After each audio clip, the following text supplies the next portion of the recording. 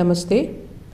శ్రీమద్ భగవద్గీత పారాయణ అభ్యాసంలో ఈరోజు సాంఖ్యయోగంలో 37వ శ్లోకం నుండి 48వ శ్లోకం వరకు చూద్దాం.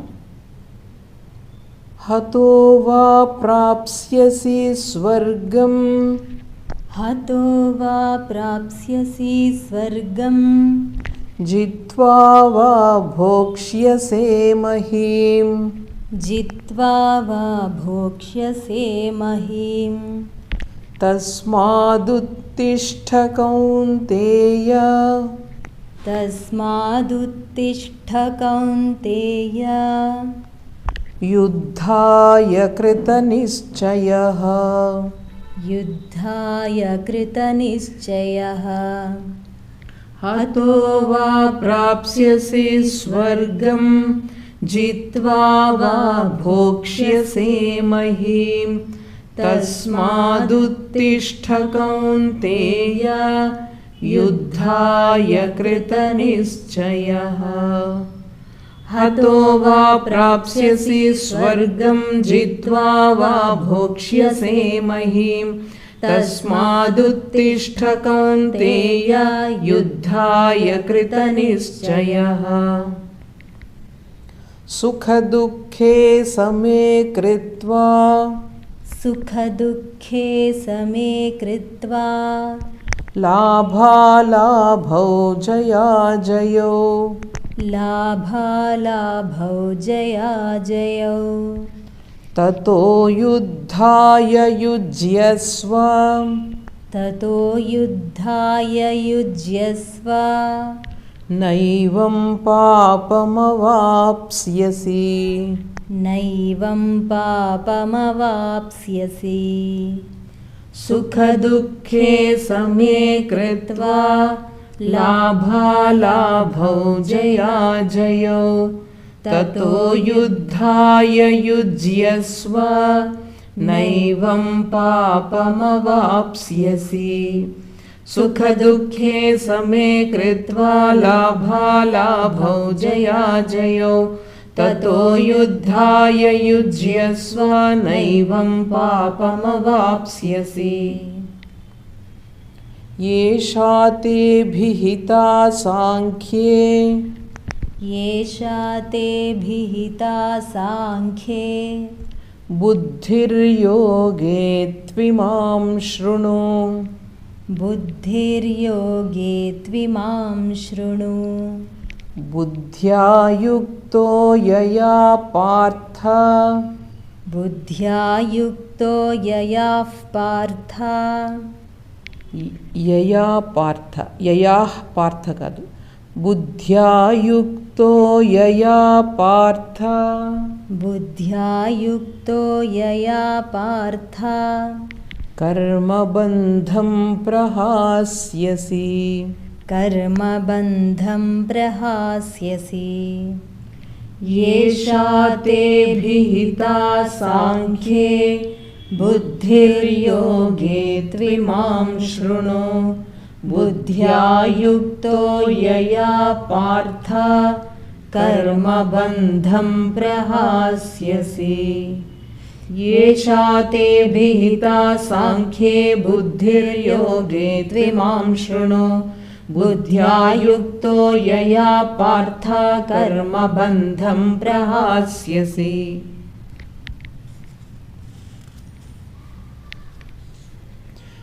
నేహాభిక్రమనాశోస్తి నేహాభిక్రమనాశోస్తి ప్రత్యవాయో న విద్యతే ప్రత్యవాయో న విద్యతే.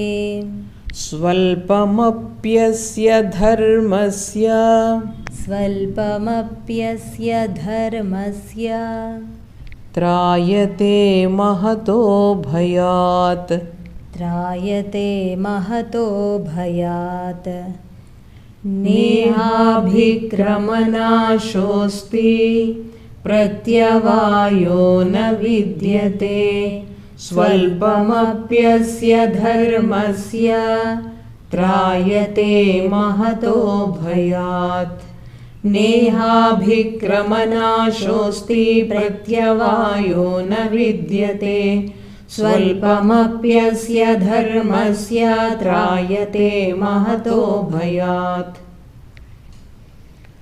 व्यवसायात्मिका बुद्धिः व्यवसायात्मिका बुद्धिः एकेह कुरु नन्दन एकेह कुरु नन्दन बहुशाखा ह्यनन्ताश्च बहुशाखा ह्यनन्ताश्च बुद्धयो व्यवसायिनां बुद्धयो व्यवसायिनां व्यवसायात्मिका बुद्धिः एकेह कुरु नन्दन बहुशाखा ह्यनन्ताश्च बुद्धयो व्यवसायिनां व्यवसायात्मिका बुद्धिरेकेह कुरु नन्दन बहुशाखा ह्यनन्ताश्च बुद्धयो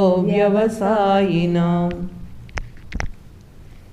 यामिमां पुष्पितां वाचं यामिमां पुष्पितां वाचं प्रवदन्त्यविपश्चितः प्रवदन्त्यविपश्चितः वेदवादरताः पार्थ वेदवादरताः पार्थ नान्यदस्तीति वादिनः नान्यदस्तीति वादिनः यामिमां पुष्पितां वाचं प्रवदन्त्यविपश्चितः वेदवादरताः पार्थ नान्यदस्तीति वादिनः यामिमां पुष्पितां वाचं प्रवदन्त्यविपश्चितः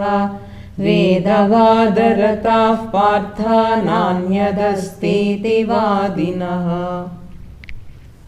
कामात्मानः स्वर्गपरा कामात्मानः स्वर्गपरा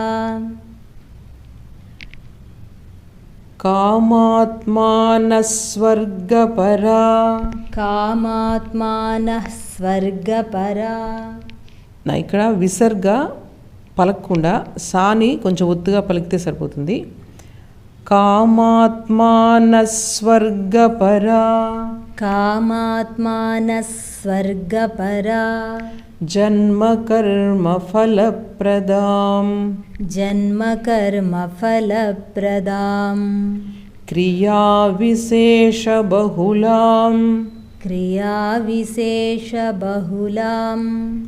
भोगैश्वर्यगतिं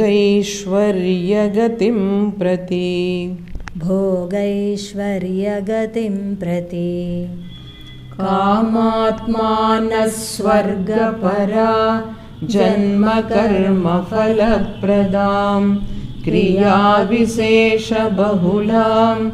भोगैश्वर्यगतिं प्रति कामात्मानः स्वर्गपरा जन्मकर्मफलप्रदां क्रियाविशेषबहुलां भोगैश्वर्यगतिं प्रति भोगैश्वर्यप्रसक्तानां भोगैश्वर्यप्रसक्तानां तयापहृतचेतसां तयापहृतचेतसां व्यवसायात्मिका बुद्धिः व्यवसायात्मिका बुद्धिः समाधौ न विधीयते समाधौ न विधीयते भोगैश्वर्यप्रसक्तानां तयापहृतचेतसां व्यवसायात्मिका बुद्धिः समाधौ न विधीयते भोगैश्वर्यप्रसक्तानां तयापहृतचेतसां व्यवसायात्मिका बुद्धिः समाधौ न विधीयते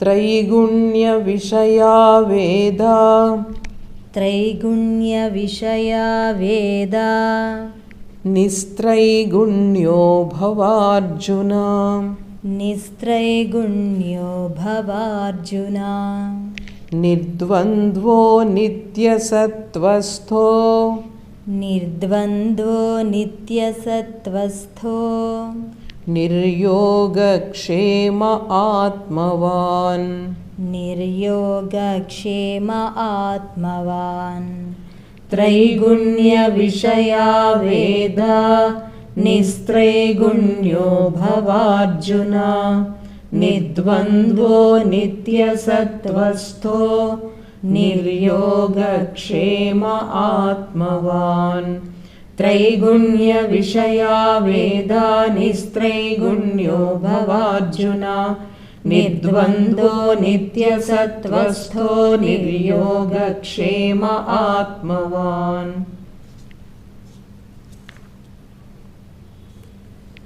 यावानर्थ उदपाने यावानर्थ उदपाने सर्वतः सम्प्लुतोदके सर्वतः सम्प्लुतोदके तावान् सर्वेषु वेदेषु तावान् सर्वेषु वेदेषु ब्राह्मणस्य विजानतः ब्राह्मणस्य विजानतः ब्राह्मणस्य विजानतः ब्राह्मणस्य विजानतः यावानर्थ उदपाने सर्वतः सम्प्लुतोदके तावान् सर्वेषु वेदेषु ब्राह्मणस्य विजानतः यावानर्थ